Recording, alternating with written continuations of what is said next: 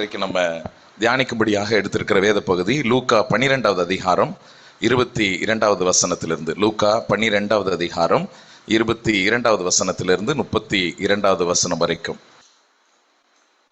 இந்த செய்திக்கு நான் போறதுக்கு முன்னாடி ஆக்சுவலா இந்த செய்தியினுடைய தலைப்பு, நம்முடைய ஆண்டவர் சொல்லியிருக்கிறாரு, ஆகாயத்து பறவைகளை பாருங்கள், அதே போல காட்டு புஷ்பங்களை பாருங்கள் அப்படின்னு சொல்லிட்டு, அது எதுக்காக சொல்கிறாருன்னா கவலைப்படாதிருங்க அப்படின்னு சொல்லி. ஸோ நேற்றைய தினத்தில் இந்த யோசித்து தியானிக்கும் பொழுது கர்த்தர் எனக்கு கொடுத்ததான தலைப்பு, can birds and flowers help us lead அ வரி ஃப்ரீ லிவிங். இந்த ஆகாயத்து பறவைகளும் இந்த பூக்களும் நம்ம கவலை இல்லாத ஒரு வாழ்க்கை வாழ்வதற்கு உதவி செய்யுமா, கவலை இல்லாத ஒரு வாழ்க்கைக்கு உதவி செய்யுமா என்பதைத்தான் இன்றைக்கு நாம் தியானித்து பார்க்க இருக்கின்றோம். லூக்கா 12வது அதிகாரம் 22வது 23வது வசனம் இப்படியாய் சொல்லுகிறது. பின்னும் அவர் தம்முடைய சீஷரை நோக்கி, இப்படி இருக்கிறபடினால் எண்ணத்தை உண்போம் என்று உங்கள் ஜீவனுக்காகவும் எண்ணத்தை உடுப்போம் என்று உங்கள் சரீரத்திற்காகவும் கவலைப்படாதிருங்கள் என்று உங்களுக்கு சொல்கிறேன். ஆகாரத்தை பார்க்கலும் ஜீவனும் உடையை பார்க்கலும் சரீரமும் விசேஷித்தவைகளாய் இருக்கிறது. எண்ணத்தை உண்போம் எண்ணத்தை உடுப்போம் என்று உங்கள் சரீரத்திற்காக நீங்கள் கவலைப்படாதிருங்கள் என்று உங்களுக்கு சொல்லுகிறேன் என்று தேவன் ஆரம்பிக்கின்றார். கர்த்தர் சொல்லுகிற காரியம், டு நாட் வரி, நீங்கள் கவலைப்படாதிருங்கள் அப்படின்னு சொல்கிறாரு. அதை எதை குறித்து ஜனங்கள் அதிகமாக கவலைப்படுகிறார்கள் என்பதை ஆண்டவரை அங்கு சுட்டி காண்பிக்கிறார். ரெண்டு காரியம் எதை குறித்து? நம்முடைய ஜீவனுக்காக, நம்முடைய சரீரத்திற்காக. we worry for our life and we worry for our body. we worry for our life, நம்முடைய வாழ்க்கை குறித்து நாம் கவலைப்படுகிறோம். சில நேரங்களில் நம்ம வாழ்க்கையை எதை குறித்து கவலைப்படுகிறோம்னா, கடந்து போன காரியங்களை குறித்து நினைச்சு கவலைப்பட்டு இருக்கிறோம். நம்முடைய வாழ்க்கையினுடைய கடந்த நாட்கள் நினைச்சு கவலைப்பட்டு இருக்கிறோம். இப்படி நடந்து போச்சே, இப்படி நடந்து போச்சே, இப்படி ஒரு முடிவு எடுத்துட்டேனே, இது இப்படியாய் சம்பவித்து விட்டதே, இதை எப்படி நம்ம மாத்துறது? முடிஞ்சு போனதை மாற்ற முடியாது. ஆனா முடிஞ்சு போனதுல இருந்து கர்த்தர் அநேக காரியங்களை நமக்கு கற்றுத்தருகிறவராய் இருக்கிறார். ஆனா நம்முடைய வாழ்க்கையில நம்ம கவலைப்படுகிறது சில நேரங்கள் நம்ம முடிந்து போனவைகளை, சில நேரங்கள்ல சிலர் இப்போ இருக்கிற காரியங்களுக்காக என்ன செய்து கொண்டிருக்கிறோம்? கவலைப்பட்டு. we worry about our present and we also worry about our future. வாழ்க்கை குறித்து நாம் கவலைப்படும் பொழுது, கடந்த நாட்கள் நான் எப்படி பண்ணுவேன், இப்போ நான் என் வாழ்க்கையை எப்படி கொண்டு போவேன், இனிமே என் வாழ்க்கையில் இப்படிலாம் இருக்கேன், என் பிள்ளைகளை நான் என்ன செய்வேன், நான் எங்க படிக்க வைப்பேன், இது எப்படி நடக்கும், என் வியாபாரம் எப்படி நடக்கும், என் பிள்ளைகளுடைய திருமணம் எப்படி நடக்கும், பல காரியங்கள் நம்முடைய எண்ணங்களை என்ன செய்கிறது, ஆட்கொள்கிறது. எதிர்காலத்தை குறித்தும் நிகழ்காலத்தை குறித்தும் கவலைப்படுகிறவர்களா இருக்கும், வாழ்க்கை குறித்து கவலைப்படுகிறவர்களா இருக்கிறோம். ஆனால் தேவன் நமக்கு சொல்கிறதான வார்த்தை, உங்கள் வாழ்க்கைக்காக, உங்களுடைய ஜீவனுக்காக, நீங்க எப்படி பிழைப்பீர்கள் என்பதற்காக நீங்க என்ன செய்யாதீங்க, கவலைப்படாதிருங்கள். அடுத்து நம்ம இன்னொரு காரியம், எண்ணத்தை உடுப்போம் என்று சரீரத்திற்காகவும் கவலைப்படாதிருங்கள். மேபி அன்றைய காலகட்டங்களில் எண்ணத்தை உடுப்போம் அப்படின்னு சொல்லி மேலாட்டமா ஆண்டவர் ஒரு ட்ரெஸ்ஸை பத்தி எங்க சொல்லப்பட்டிருந்தாலும், இன்றைக்கு நம்ம யோசித்து பார்த்தோம்னா நிறைய நேரங்கள் நம்முடைய உடல்நிலை குறித்து நம்ம நிறைய கவலைப்படுகிறோம்.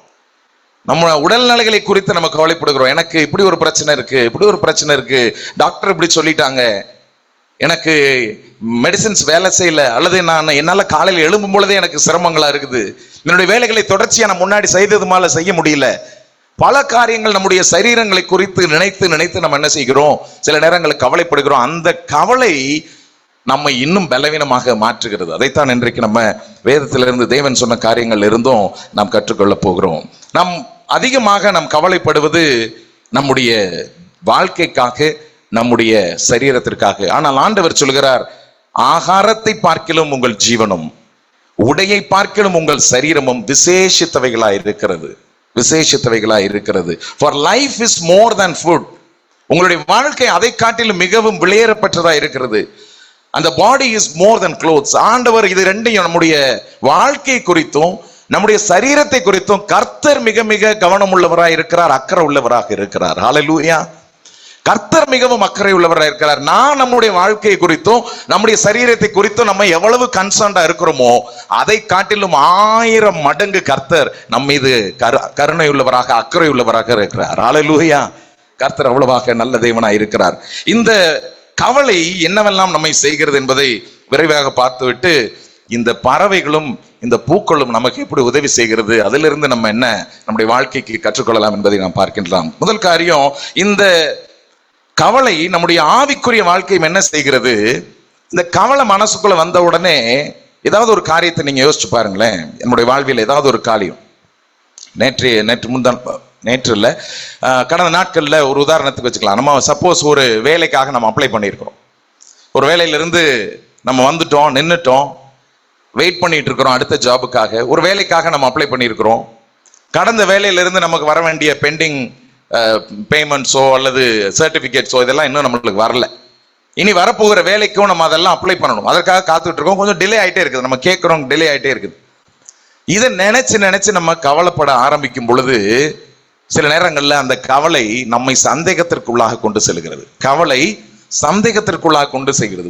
வருமா, எனக்கு வேலை கிடைச்சிருமா, நான் இன்டர்வியூ போறேன் அதுக்குள்ள இந்த டாக்குமெண்ட்ஸ் எல்லாம் வந்துருமா, ஒருவேளை வரலன்னா. அடுத்து அந்த கவலை எதற்கு நேராக நம்ம வழிநடத்துகிறது? பயத்திற்கு நேராக. ஒருவேளை வரலன்னா, ஒருவேளை பழைய ஆஃபீஸில் எனக்கு எதுவுமே அந்த டாக்குமெண்ட்ஸ் தரலன்னா, நான் 3 வருஷம் வேலை செய்தேன், 2 வருஷம் வேலை செய்தேன், அதுக்குண்டான சர்டிஃபிகேட்டோ எதுவுமே எனக்கு கொடுக்கலன்னா, நான் அடுத்து என்னுடைய எக்ஸ்பீரியன்ஸ் சர்டிஃபிகேட்டை நான் எதை வைத்து காண்பிப்பேன்? உதாரணத்துக்காக சொல்கிறேன். நம்முடைய வாழ்க்கையில் நடக்கிற ஒவ்வொரு சம்பவங்களையும் நம்ம யோசித்து பார்க்கலாம். நம்முடைய கவலை நம்மை சந்தேகத்திற்கு நேராக அழைத்து செல்லும். நம்முடைய சந்தேகம் நம்மை பயத்திற்கு நேராக அழைத்து செல்லும். இந்த பயம் கடைசியில் எதற்கு எதிராக நிற்கிறது? விசுவாசத்திற்கு எதிராக நிற்கிறது. ஆண்டவர் அநேக தரம் நம்மிடத்திலே தேவனுடைய வேத வசனத்திலே நம்மளுக்கு சொல்லுகிறதான வார்த்தை, பயப்படாதே, கலங்காதே, திகையாதே, நான் உன்னோடு கூட இருக்கிறேன்.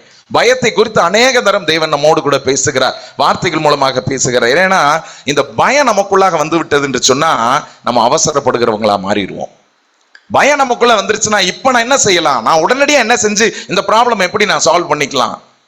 இவ்வளவு நேரம் கர்த்தருக்காக காத்திருந்த நாம இந்த பயத்தை உள்ளாக நம்ம அனுமதிக்கும் பொழுது இப்பொழுது என்னுடைய சொந்த பலத்திலே நான் செல்கிற நபராக இருப்பேன். கடந்த மாதத்திலே நம்ம எலியாவை குறித்து பார்க்கும் பொழுது, எலியா பயத்தை தன்னுடைய உள்ளத்திற்குள்ளாக அனுமதித்த போது அவனுடைய ஜெபம் மாறிடுச்சு. சாக வேண்டும் என்று வேண்டிக் கொள்ள ஆரம்பித்தார். சாக வேண்டும் என்று சொல்லி வேண்டிக் கொள்ள ஆரம்பித்தார். ஏன்னா இப்ப அவருடைய வாழ்க்கைக்காக அவர் ஓடிட்டு இருக்கிறார், அவருடைய உயிர்க்காக அவர் ஓடிட்டு இருக்கிறார். ஆண்டவர் சொல்கிறார், நான் உன்னோடு கூட இருக்கிறேன். எலியாவே, உனக்கு இங்க என்ன வேலை? அவர் போய் குகைக்குள்ள போய் கெபிக்குள்ள போய் உட்கார்ந்து ஒளிஞ்சிருக்கும் பொழுது அங்க போய் நின்று ஆண்டவர் கேட்கிறார், இங்க what are you doing here? இங்க உனக்கு என்ன வேலை?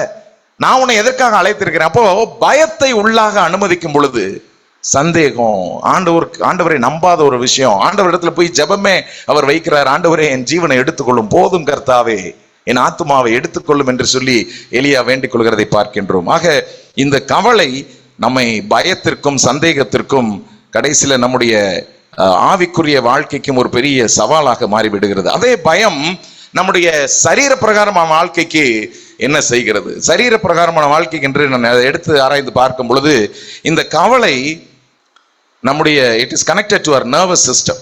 நம்முடைய நரம்பு மண்டலத்திற்கோடு அது கனெக்ட் பண்ணப்பட்டிருக்கிறது. இந்த நரம்பு மண்டலம் எப்படி? நம்முடைய பிரெயின், நம்முடைய ஸ்பைனல் கார்டு, நம்முடைய நரம்புகள், அப்புறம் நியூரான்ஸ் என்கிறதான சில செல்கள், இதெல்லாம் ஒன்றாக சேர்ந்து தான் இது செயல்படுகிறது. அப்ப இந்த கவலை என்கிறதான காரியம் வரும் பொழுது நம்முடைய சரீரத்தில் இதெல்லாம் இயங்க ஆரம்பிக்கிறது. worrying too much can trigger to release stress hormones. Stress ஹார்மோன்ஸை நமக்குள்ளாக, அழுத்தங்களின் அந்த ஹார்மோன்ஸை நமக்குள்ளாக இது சுரக்க ஆரம்பித்து அது என்னவெல்லாம் செய்யும் அப்படின்னா, it can speed up your heart rate and breathing. உங்களுடைய இதய துடிப்பை அதை இன்க்ரீஸ் பண்ணலாம், உங்களுடைய பிரீதிங்கை இன்க்ரீஸ் பண்ணலாம்.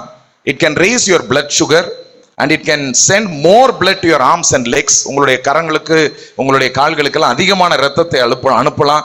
நம்மளுடைய சுகர் இன்க்ரீஸ் ஆகலாம். Over the time this can affect நம்முடைய இருதயத்தை, பிளட் சுகரை, மசில்ஸை, நம்முடைய கை கால்களில் வலி, பிரீதிங்ல பிரச்சனை, இந்த மாதிரி பல காரியங்களை இது கொண்டு வரும். எப்போ?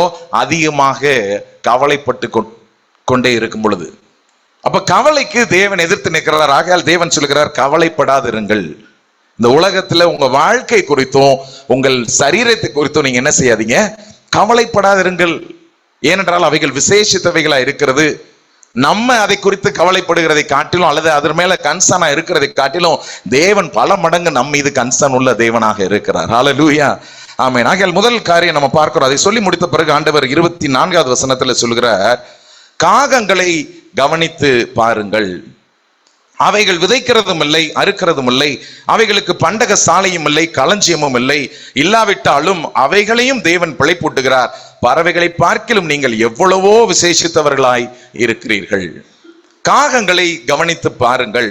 காகங்களை நீங்க சொல்லும் பொழுது ஆங்கில வேதாகமத்தில் ரேவன்ஸ், இந்த ரேவன்ஸ் அப்படின்றது அண்டங்காக்கா, முழுவதுமா கருப்பா இருக்கக்கூடிய அந்த அண்டங்காக்கா ஒரு அந்த அந்த அந்த பறவை இனத்தை சேர்ந்தது. காகங்களை கவனித்து பாருங்கள், அவைகள் விதைக்கிறதும் இல்லை. இது முதல்ல நான் முன்னாடி சின்ன வயசுல இந்த வசனத்தெல்லாம் வாசிக்கும் பொழுது பரவாயில்ல, ஆண்டவர் எவ்வளவு நம்ம மேல ரொம்ப ஆசை, நான் அக்கறை உள்ள தேவனா இருக்கிறார், நம்ம செய்ய வேண்டியது விதைக்கவும் தேவையில்லை, அறுக்கவும் தேவையில்லை, சேர்த்து வைக்கவும் தேவையில்லை, அப்படியே வந்து ஜோம் பண்ணிட்டு ஆண்டவர் இதை கொடு அதை கொடுன்னு மட்டும் கேட்டுக்கிட்டே இருந்தா போதும், நம்மளுக்கு எல்லாத்தையும் ஆண்டவர் என்ன செய்வாரு, கொடுத்துருவாரு. அதனால பாருங்க, காகங்களை கவனித்து பாருங்க. அப்படின்னா அது எங்க போய் லேண்ட் வச்சிருக்கு, அது எங்க போய் விதைக்குது, எங்க போய் அறுவடை செய்யுது, அப்ப எல்லாம் அந்த மாதிரி தான் நம்மளும் இருக்க சொல்றாரு ஆண்டவர்னு லிட்ரலா அப்படியே நான் நினைச்சேன். ஆனா அதுக்கு பின்பதாக கொஞ்சம் அதை கவனிக்கும் பொழுது அந்த வசனத்தினுடைய ஆழங்கள் என்னன்னு புரிந்தது. இன்றைக்கும் நம்ம அதைத்தான் நம்ம பார்க்க போகிறோம். காகங்களை கவனித்து பாருங்கள். Started meditating on studying about ravens. இந்த காகங்கள் எப்படிப்பட்ட குணாதிசயங்கள் உடையவைகளா இருக்கிறது, இந்த காகங்களை ஏன் தேவன் அடிக்கடி சுட்டி காண்பிக்கின்றார் என்று பார்க்கும் பொழுது முதல் காரியம், இந்த காகங்கள் they are skilled and intelligent. They are skilled and intelligent. எந்த அளவுக்கு அது ரொம்ப skilled and intelligent அப்படின்னு சொல்லி பார்த்தீங்கன்னு சொன்னா, ஈவன் அந்த நம்முடைய மூதாதையர்கள் இந்த நம்பிக்கைகள் எல்லாம் philosophies இதெல்லாம் எடுக்கும் பொழுது இந்த காகங்களை they often represent ancient wisdom, intelligence and transformation. காகங்களை அதற்கு ஒப்பாக சொல்லுகிறார்கள். அவங்க they are spectral messengers. அது they bear the weight of untold visions and prophetic whispers. இதெல்லாம் பழைய காலத்து நம்பிக்கைகள். காகங்கள் மேல அவ்வளவு நம்பிக்கை உள்ளவர், அது அவ்வளவு ஞானம் நிறைந்தது, அவ்வளவு இன்டெலிஜென்ஸ் நிறைந்தது. ஸோ இதை குறித்து பார்க்கும் பொழுது I happen to see BBC எர்த்தோடைய ஒரு சின்ன வீடியோ, ஒரு 3-minute வீடியோ அபவுட் ரேவன்ஸ். அதுல ரொம்ப அழகா என்ன பண்றாங்கன்னா, ஒரு ஜூல இந்த காகங்களுடைய பிஹேவியர்ஸை ஸ்டடி பண்றாங்க. அது ஸ்டடி பண்ணும் பொழுது அவர் என்ன பண்றாரு, அந்த ஜூ கீப்பர், அந்த ஸ்டடி பண்றவரு அந்த காகத்திற்கு சில உணவுகள் எல்லாத்தையும் வச்சுட்டு அது ஒரு சின்ன ஒரு வெயிட்லெஸ் ஆப்ஜெக்ட் ஒன்று இருக்கு, அதை வச்சு அதை என்ன செய்யறாரு, மூடி வச்சிடறாரு. மூடி வச்சுட்டு இப்போ இங்க காகம் வரும், ஏன்னா இது அதோட ஏரியா அப்படின்னு சொல்லி இவர் போய் மறைந்து கொள்கிறார். சுத்தி கேமராலாம் வச்சு அவங்க ஷாட் எடுக்கிறாங்க, ஷூட் பண்ணிட்டு இருக்காங்க. கொஞ்ச நேரத்துல ஒரு காக்கா அங்க வருது. அது வந்து அவர் அப்படியே தேடி பார்த்துட்டு மோந்து கரெக்டா அந்த இடத்துக்கு ஸ்பாட்டுக்கு வந்து எதை மூடி வச்சிருந்தாரோ அதை எடுத்து அப்படி திருப்பி விட்டுருது. அதோடைய பீக்கை வச்சு அப்படியே திருப்பி விட்டுட்டு அதை எடுத்து சாப்பிட ஆரம்பிக்குது. இது சாப்பிட ஆரம்பிக்கும் பொழுது அதே நேரத்துல சுற்றி அப்படியே பார்த்துக்கிட்டே இருக்கு, வேற ஏதாவது காகங்கள் நம்ம எடுத்து சாப்பிட்றத பாக்குதா அப்படின்னு பார்த்துக்கிட்டே இருக்கு. ஒரு காகம் தூரத்துல இருக்குது, பாக்குதுன்றத இந்த காக்கா அப்சர்வ் பண்ண உடனே என்ன பண்ணுது, அந்த இருக்கக்கூடிய உணவை டக்குன்னு வேற இடத்துல ஒரு இடத்துக்கு மாத்தி அங்க இருக்கிற புல்லு இலையெல்லாம் எடுத்து போட்டு அதை என்ன செய்கிறது, மறைச்சு வைக்குது. இதை மறைச்சு வச்சுட்டு திரும்ப இன்னொரு இடத்துக்கு போகுது. இன்னொரு இடத்துக்கு போய் அங்க என்ன பண்ணுது, சும்மா வெறுமனே புல்லு இதெல்லாத்தையும் எடுத்து என்ன செஞ்சிட்டு இருக்கு, மறைக்கிற மாதிரி, இட் இஸ் பிளஃபிங், மறைக்கிற மாதிரி பிளஃப் பண்ணிட்டு இருக்கு. அந்த இன்னொரு காக்கா பார்த்த காக்கா நேரா வந்து இது மறைக்கிறோம், அப்புறம் அந்த இடத்த பிளஃப் பண்ணிட்டு நான் மூவ் பண்ணி பல இடத்துக்கு வந்துடுது, எங்க உணவு மெயினா எடுத்துச்சோ அந்த இடத்துக்கு வந்தது. இந்த தூரத்துல இருந்து பார்த்துட்டு இருந்த காக்கா இது கடைசியா போய் என்னத்தையும் மறைச்சு வச்சிருக்கு, அதை போய் பார்க்க போலாம் அப்படின்னு சொல்லி அதை போய் பார்க்க போகுது. அதை போய் பார்த்துட்டு இருக்கிற நேரத்திலேயே இன்னொரு காக்கா இந்த 2 காக்காவே அப்சர்வ் பண்ணிடு. மூன்றாவதாக ஒரு காக்கா வந்து ஃபர்ஸ்ட் வந்து எங்க உணவை வச்சு மூடி மறைச்சிட்டு வச்சுட்டு போச்சோ நேரா வந்து அங்க ஸ்பாட்ல வந்து அதை எடுத்து போட்டு அது சாப்பிட ஆரம்பிக்குது. Then he explained how intelligent it is. அந்த காகங்கள் தன்னுடைய உணவை, தன்னுடைய காரியத்தை பத்திரமாக வைக்கிறதுல, அது தன்னுடைய உணவை பராமரிப்பதில், பாதுகாப்பதில் எவ்வளவு கவனம் உள்ளதாக, ஞானம் உள்ளதாக செயல்படுகிறது என்று சொல்லி பிசிக்கலாகவும் பார்க்கும் பொழுது the raven's brain is relatively bigger size.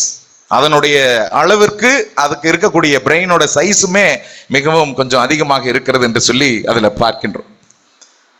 இந்த காகங்களுடைய இன்டெலிஜென்ஸை பார்க்கும் பொழுது முதல் முறையாக வேதத்திலையும் காகங்கள் என்றதான பெயர் எங்கு வந்தது என்று சொல்லி பார்க்கும் பொழுது, நோவா வேளையில 40 நாட்கள் எல்லாம் முடிந்த பின்பதாக முதல்ல வெளியில் அனுப்பக்கூடிய பறவை காகம்.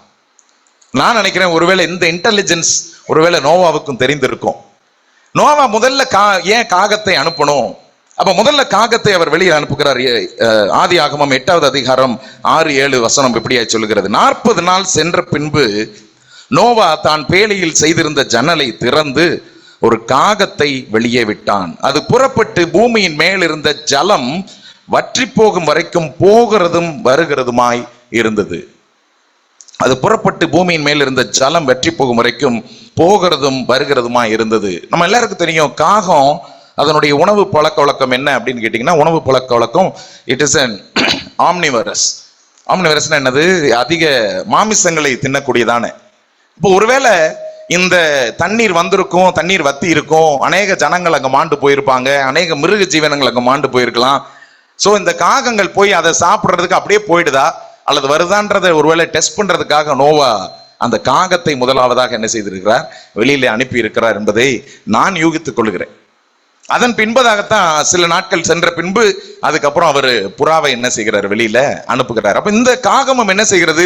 அது போகிறதும் வருகிறதுமா இருந்தது. அப்படின்றால் என்ன? அங்க இன்னும் தண்ணி இருக்கு, இன்னும் முழுவதுமா என்ன செய்யல, வற்றல என்கிற அந்த இன்டெலிஜென்ஸை தெரிந்து கொள்ளுகிறதற்கு நோவா காகத்தை தான் பேழையிலிருந்து என்ன செய்கிறார்? வெளியில அனுப்புகிறார். ஸோ முதல் காரியம் நான் அதிலிருந்து கற்றுக்கொண்டது, காகத்தை போல நாமும் திறமை உள்ளவர்களாக ஞானம் உள்ளவர்களாக வாழ வேண்டும் என்பதை தேவன் அந்த இடத்துல காண்பிக்கிறார். அதனால தான் அவர் சொல்லுகிறார், காகங்களை கவனித்து பாருங்கள், காகங்களை கவனித்து பாருங்கள். இரண்டாவது காரியம், இந்த காகங்கள் தேவனுடைய வார்த்தைக்கு கீழ்ப்படுகிறதான காகங்களாக இருந்தது.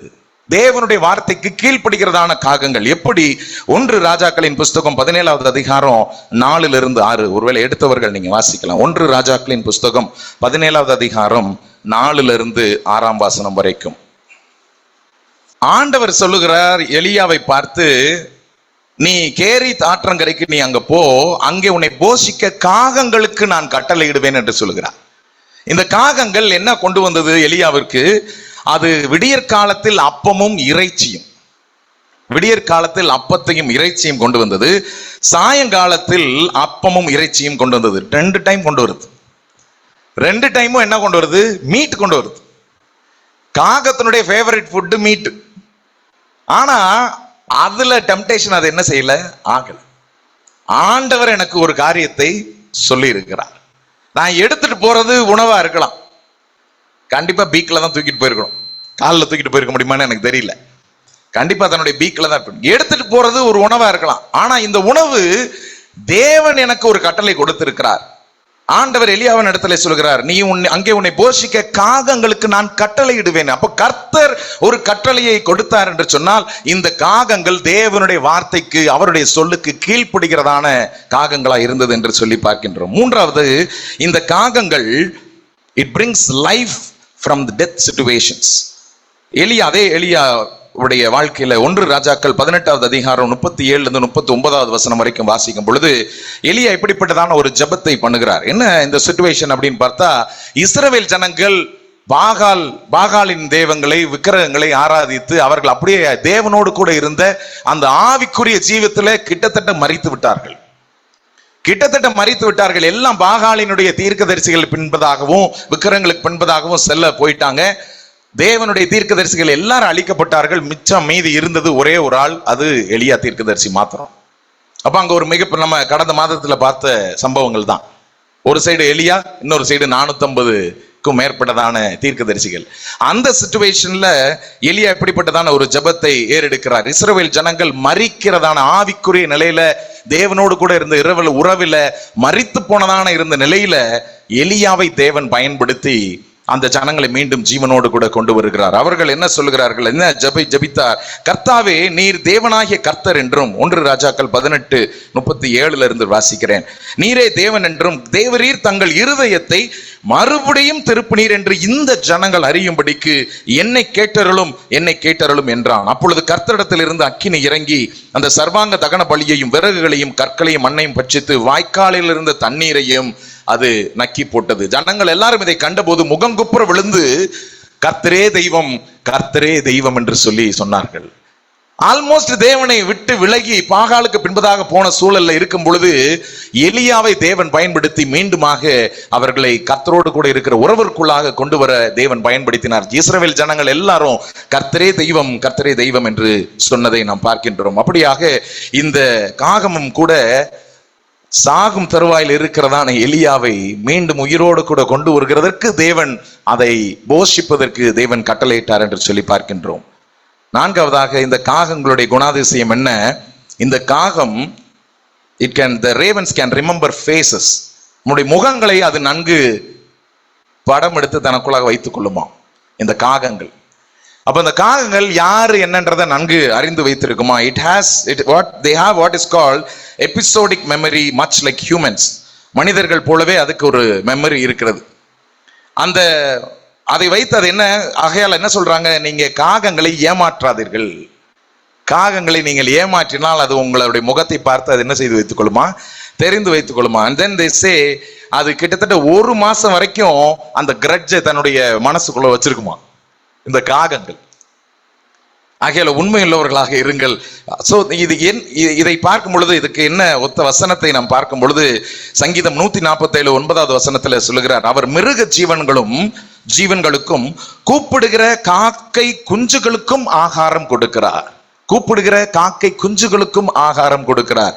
அப்போ இந்த காகங்கள் தேவன் என்னை போஷிக்கிறார், தேவன் எனக்காக யாவையும் செய்கிறார் என்கிறதான அந்த நம்பிக்கையிலே உறுதியான காகங்களா இருக்கிறது. அதனாலதான் நான் யோசிச்சு பார்த்தேன், ஒருவேளை தேவன் எலியாவுக்கு போஷிக்கிறதுக்கு காகத்தை கூப்பிட்டதுக்கு உண்டான காரணம் இந்த காகங்களுக்கு நன்கு தெரிஞ்சிருக்கு, எனக்கு கூப்பிடும் பொழுது கூப்பிடுகிற காக்கை குஞ்சுகளுக்கும் அவர் ஆகாரம் கொடுக்கிறார். ஆகையால் இந்த காகங்களுக்கு உறுதியான நம்பிக்கை கர்த்தர் மேல இருந்தது. என்னுடைய தேவன் என்னுடைய தேவைகள் என்ன செய்வார், பார்த்துக் கொள்வார். எலியாவுக்கு கொண்டு போறதுல நான் கொஞ்சோண்டு சாப்பிடணும்னு அவசியம் இல்லை, என்னுடைய தேவைகளை கர்த்தர் பார்த்துக் கொள்வார் என்றதான நம்பிக்கையோடு கூட இந்த காகங்கள் இருக்கிறது என்பதை நாம் பார்க்கின்றோம். அடுத்தபடியாக தொடர்ந்து போகும் பொழுது லூக்கா 12வது அதிகாரம். ஆகையால் அதை சொல்லிட்டு தேவன் சொல்லுகிறார், கவலைப்படுகிறதுனால் யார் உங்களுடைய சரீர அளவோடு 1 முழத்தை கூட்டுவான். அல்லது ஆங்கில வேதாகமத்தில் சொல்லும் பொழுது கவலைப்படுகிறதுனால நீங்க யாராவது 1 மணி நேரம் உங்க லைஃப்ல நீங்க கூட்டிட முடியுமா? அப்ப இந்த சின்ன விஷயத்தையே மிகவும் அற்பமான காரியம் முதலாய் உங்கள் செய்யக்கூடாது இருக்க மற்றவர்களுக்காக நீங்கள் கவலைப்படுகிறது என்ன? இந்த சின்ன விஷயத்தை நம்மளால 1 மணி நேரம் நம்மளுக்கு எக்ஸ்ட்ரா டைம் நம்ம கிரியேட் பண்ண முடியாது அப்படின்னு சொல்லும் பொழுது மற்ற காரியங்களுக்காக நீங்க எதுக்கு கவலைப்படுறீங்க? கவலைப்படாதீங்க அப்படின்னு சொல்லிட்டு அடுத்தபடியாக சொல்கிறாரு, காட்டு புஷ்பங்கள் எப்படி வளருகிறது என்று கவனித்து பாருங்கள். அடுத்தபடியாக சொல்கிறார், காட்டு புஷ்பங்களை பாருங்க, அது எப்படி வளருதுன்றதை கவனித்து பாருங்க. அவைகள் உழைக்கிறதும் இல்லை நூற்கிறதும் இல்லை என்றாலும் சாலமோன் முதலாய் தன் சர்வ மகிமையிலும் அவைகளை ஒன்றை போலாகிலும் உடுத்தி இருந்ததில்லை என்று உங்களுக்கு சொல்லுகிறேன். இந்த காட்டு புஷ்பங்களை பூக்களை நீங்க பாருங்க, அதனுடைய கலர்ஸை பாருங்க, எதுக்குமே அது மேட்ச் ஆகவே ஆகாது. தேவன் உண்டாக்கி வைத்திருக்கிற அந்த நேச்சரோடு கூட ஆண்டவர் இது 2 காரியங்களையும் பார்க்கும் பொழுது கர்த்தர் நமக்கு எதுக்கு நேரா நம்மளை வழிகாட்டுகிறார் என்று சொன்னா, இயற்கையை நான் எப்படி படைச்சிருக்கிறேன்னு பாருங்க, காக்கையை கவனிச்சு பாருங்க, பூக்களை கவனித்து பாருங்க, என்னென்ன விதமான பூக்கள், என்னென்ன கலரான பூக்கள், என்னென்ன வாசனைகள் இருக்கக்கூடியதான பூக்கள், என்னென்ன பூக்கள் நமக்கு எவ்வளவு பயன்படுகிறது, நமக்கு ஆரோக்கியம் கொடுக்கக்கூடியதான பூக்கள், என்னென்ன விதங்களில தேவன் இவைகளை எல்லாம் படைத்து வைத்திருக்கிறார்.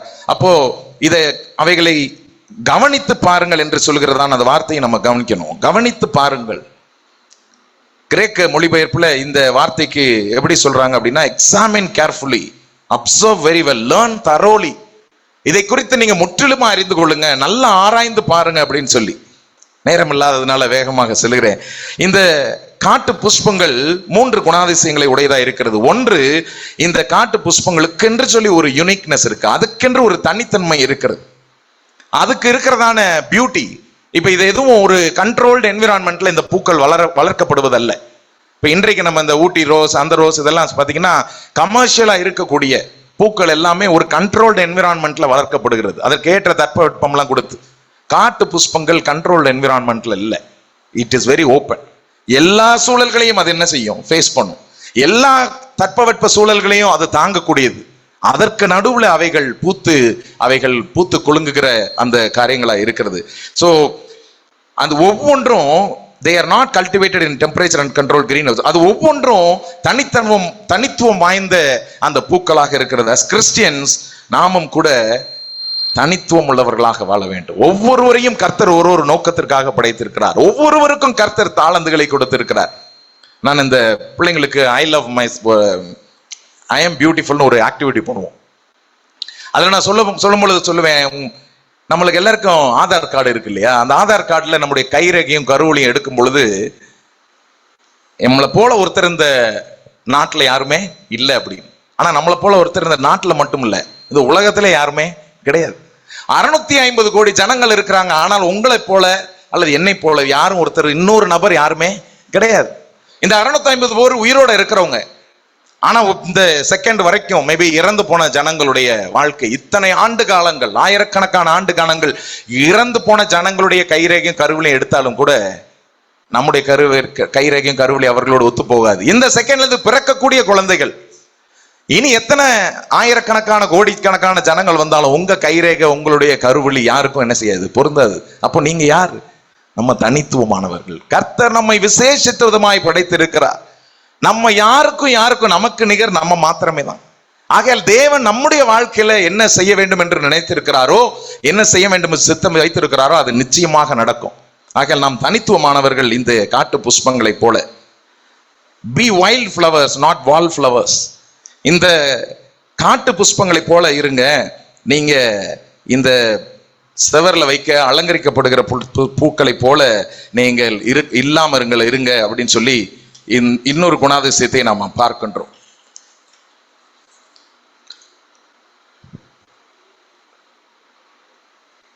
இந்த காட்டு புஷ்பங்கள் எல்லாம் மொத்தமா தான் அங்கங்க என்ன செய்யும், இருக்கும், தனியா இருக்கு. Though we are called unique. நாம் தனியா வாழ்கிறதுக்கு என்று உண்டாக்கப்பட்டவர்கள் அல்ல. நாம் ஒரு சமுதாயமாக, நாம தேவனுடைய பிள்ளைகளாக, ஒரு கூட்டமாக நம்ம வாழ வேண்டும் என்று சொல்லி தேவன் விரும்புகிறார். அந்த கூட்டத்துக்குள்ள எல்லாரும் ஒரே மாதிரி செய்யணும் அப்படிங்கிறது கிடையாது. அந்த கூட்டத்திற்குள்ளேயும் நம்முடைய தனித்தன்மையை வைத்திருக்கிற அதே நேரத்தில் நமக்குள்ளாக ஒற்றுமையையும் ஐக்கியத்தையும் உடையவர்களாக நாம் வாழ வேண்டும் என்பதை இந்த மூன்றாவது குணாதிசயமாக இந்த காட்டு புஷ்பங்கள் நமக்கு கற்றுத் தருகிறது. ஆகையால் கடைசியாக சொல்லும்போது சொல்றார், இப்படி இருக்க அற்ப விசுவாசிகளே, யூ ஆஃப் லிட்டில் ஃபெய்த், இன்றைக்கு காட்டில் இருந்து நாளைக்கு அடுப்பிலே போடப்படுகிற புல்லுக்கு தேவன் இவ்விதமாக உடுத்துவித்தால் உங்களுக்கு உடுத்துவிப்பது அதிக நிச்சயம் அல்லவா? இந்த பூக்கள் இன்னைக்கு இருந்து நாளை காஞ்சு போயிடும். இந்த காட்டு புஷ்பங்கள் என்னால இருக்க போறதில்லை. இன்னைக்கு இருக்கும், நாளை காஞ்சு போயிடும். ஆனா இன்னைக்கு இருந்து நாளைக்கு காஞ்சு போகிற அந்த பூக்களுக்கே தேவன் இவ்வளவு அழகையும் இவ்வளவு சத்துவத்தையும் இவ்வளவு குணாதிசயங்களையும் உள்ளடக்கி படைத்திருக்கிறார் என்று சொன்னா, அவைகளை பார்க்கிலும் நீங்களும் நானும் விசேஷித்தமானவர்கள் அல்லவா? ஆகையால் தான் கர்த்தர் சொல்லுகிறாரு, கவலைப்படாதிருங்கள் என்று சொல்லி. அவைகள் நம்ம என்ன செய்யணும்? ஆனால் இவைகளை எல்லாம் உலகத்தார் நாடி தேடுகிறார்கள். இவைகள் உங்களுக்கு வேண்டியவைகள் என்று உங்கள் பிதாவானவர் அறிந்திருக்கிறார். தேவனுடைய ராஜ்யத்தையே தேடுங்கள், அப்பொழுது இவைகள் எல்லாம் உங்களுக்கு கூட. நீங்க எதுக்காக கவலைப்படுறீங்களோ, எது வேணும்னு நினைக்கிறீங்களோ, எதுக்காக பிரியப்படுகிறீர்களோ, அவைகளுக்காக நீங்க தேவனுடைய ராஜ்யத்தை தேடுங்கள், அப்பொழுது இவைகள் எல்லாம் உங்களுக்கு கூட கொடுக்கப்படும்.